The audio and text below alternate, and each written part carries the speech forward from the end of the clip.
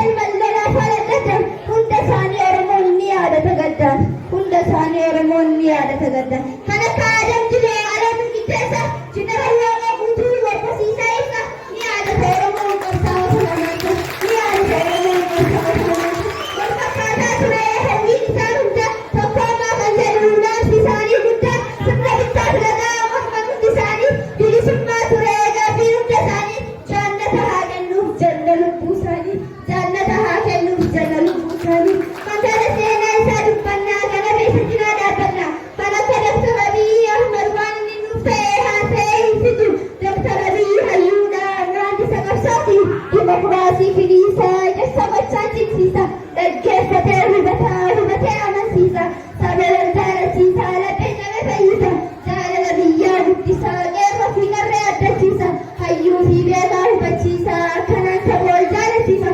gootota Oromoo kan waamee kam dhiise kan fuunee kan gatu hunduu seenaa qabu hunduu na gomatu hunduu seenaa qabu hunduu na gomatu kan jibba lallabuu nurraa itti qabsi kan qooduuf deemuu miila isaa cabsi gattuu fi gomattuu nurraa qabeessi hayyuu biyyaa foortii godoo waliin galchi hayyuu biyyaa foortii godoo waliin galchi kiristaanni islaamaan nu addaan hin baanu bakka jirtanitti hunduu wal jabeessa akka qaama tokkotti hunduu wal ilaala walii galan alaa galan jedha Oromoon lafaan jennee beekaa hawaasuu jira eega lafaan jennee beekaa hawaasuu jira eega fakkeenya